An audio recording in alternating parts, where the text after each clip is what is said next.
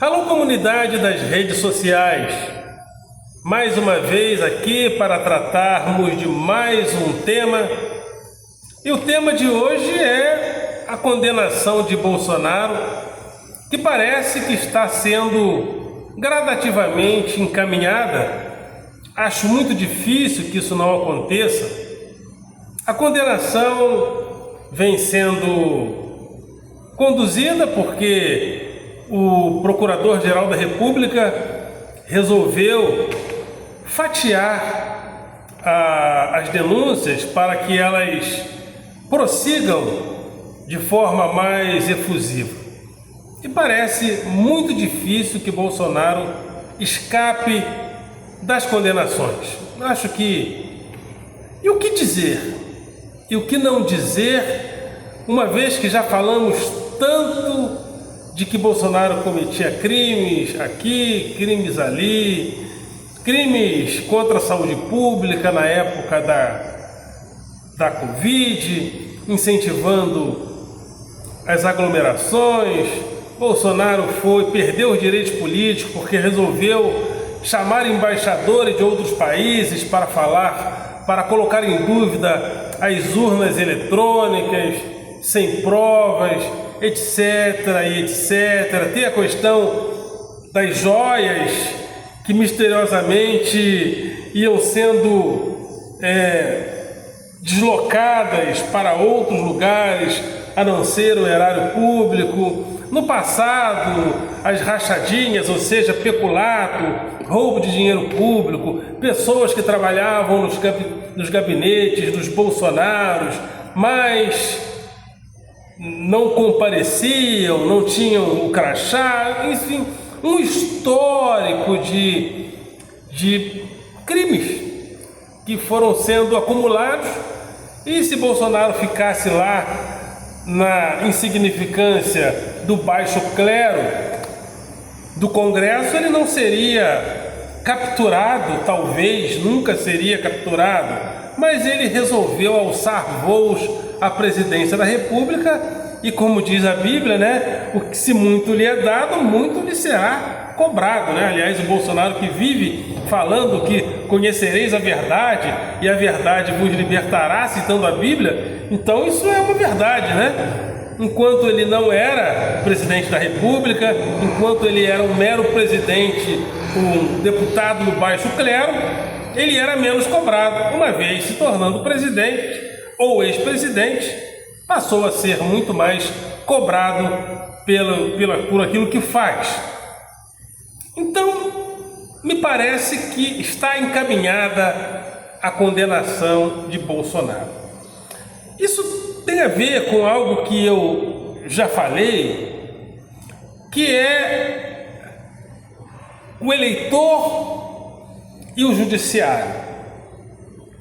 Porque, segundo pesquisas da Paraná, encomendada pelo PL, Bolsonaro hoje, se fosse candidato, venceria Lula, Lula perderia para Michele Bolsonaro. Mas essa pesquisa foi encomendada pelo PL, que é partido de apoio de Bolsonaro. Aliás, ele habita o PL, parece que recebe inclusive do próprio PL. Então vamos esperar outras pesquisas para saber se isso tem de fato fundamento. E Bolsonaro parece que quer usar essa suposta popularidade para barganhar diante do STF, para que o STF não o condene, para que ele goze de anistias juntamente com aquelas pessoas lá que fizeram aquela baderna quando invadiram a Praça dos Três Poderes. Mas me parece que se o STF perceber que ele pode vir a ganhar, aí é que o STF vai agir para que ele não concorra. Aí alguém poderia dizer assim, mas é o STF, está tentando impedir a democracia. Não, o STF é um poder da República. E se de fato um criminoso pode vir a vencer para presidente, aí é que o STF deve, que o Poder Judiciário deve, né, proteger a sociedade, talvez dela mesma. Porque o eleitor, eu tenho falado sobre isso, o eleitor, ele não é policial, ele não é juiz, ele não é promotor, ele não pertence ao judiciário. Então, o eleitor vota em quem ele quiser. Quem tem que proteger a sociedade do criminoso é o Poder Judiciário. Porque o criminoso, se uma pessoa decidir, eu vou votar no estuprador, e todo mundo sabe que o cara é estuprador, ele foi condenado? Não. Ele está preso? Não. O eleitor deve votar no estuprador? Penso que não. Mas e se ele quiser? É direito dele. Porque o eleitor não tem o compromisso republicano de retirar o bandido da vida pública. O compromisso republicano do Poder Judiciário.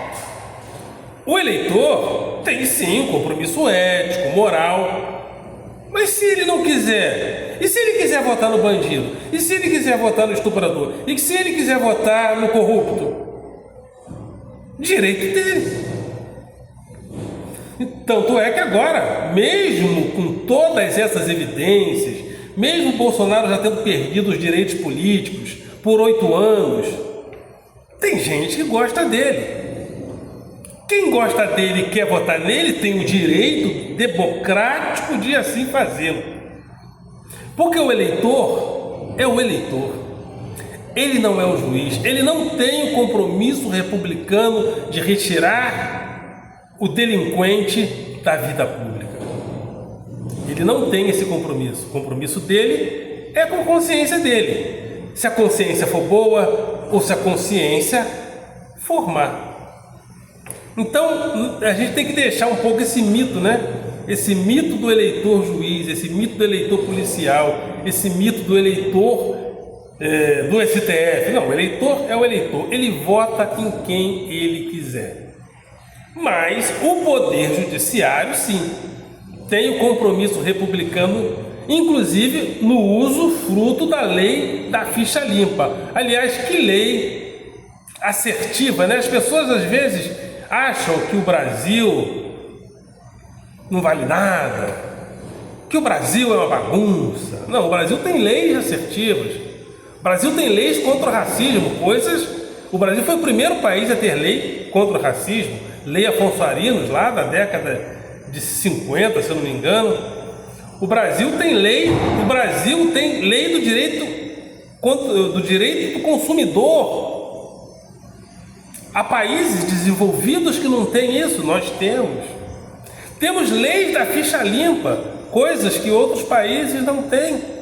Então, esse país, ele não é uma bagunça total, ele não é uma zona total, ele tem uma república em funcionamento, com contradições como todas as democracias e repúblicas do mundo têm.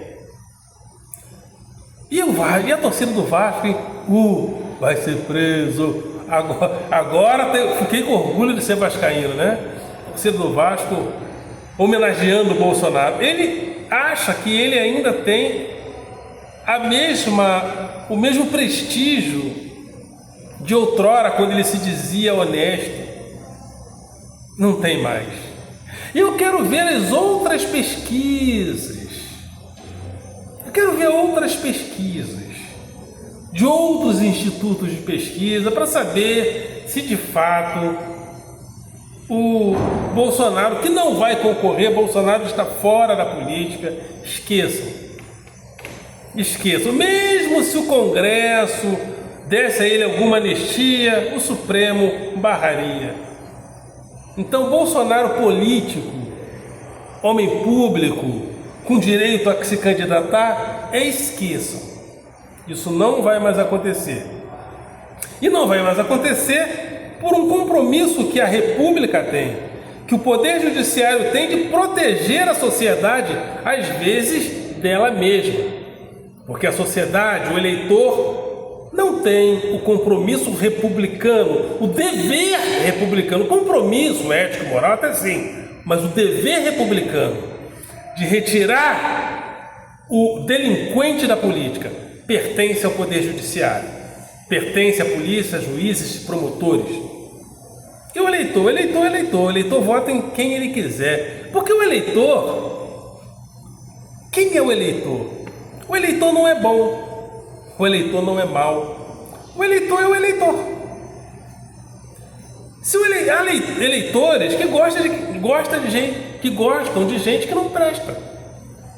Há eleitores que gostam de corrupto, há eleitores que gostam de estuprador, há eleitores que gostam das pessoas mais contraditórias do mundo. Por quê? Porque eles se identificam com ela. E no voto, o voto é o depósito das nossas paixões.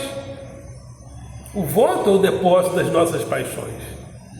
O voto não apenas o depósito das nossas razões. E as nossas paixões, aí me remetendo aqui a Spinoza, as nossas paixões também englobam questões intelectuais, questões racionais, que também não deixam de ser passionais aqui, usando não só Spinoza, mas o próprio Deleuze e Guattari, eles escrevem isso, né? Quando nós tentamos fugir das paixões, quando nós tentamos fugir do desejo, mais especificamente do desejo, quebramos a cara. Quando nós nos dedicamos intelectualmente a algo, por mais racional que aquilo pareça, é a paixão que nos move também rumo a essas construções intelectuais. Então é isso. Compromisso republicano sendo cumprido. Talvez numa eleição contra Lula, Bolsonaro venceria. Bolsonaro venceria porque o povo, o eleitor não é bom, não é mau, ele é o eleitor. Ele não tem nenhum compromisso, ele não tem nenhum dever republicano de tirar o bandido da vida pública. Ele vota em quem ele quiser. Por mais que pareça contraditório, isso se o eleitor quiser votar no estuprador, ele tem esse direito. E a culpa é de quem? Do Poder Judiciário, que não protegeu o eleitor desajuizado dele mesmo. Mas mesmo tendo a capacidade, a possibilidade de vencer as próximas eleições, o Poder Judiciário, uma vez identificando que Bolsonaro é um delinquente, deve retirá-lo para proteger a sociedade dela mesma. É isso aí, ficamos por aqui e voltamos numa próxima oportunidade, ok, galera? Vocês são do coração.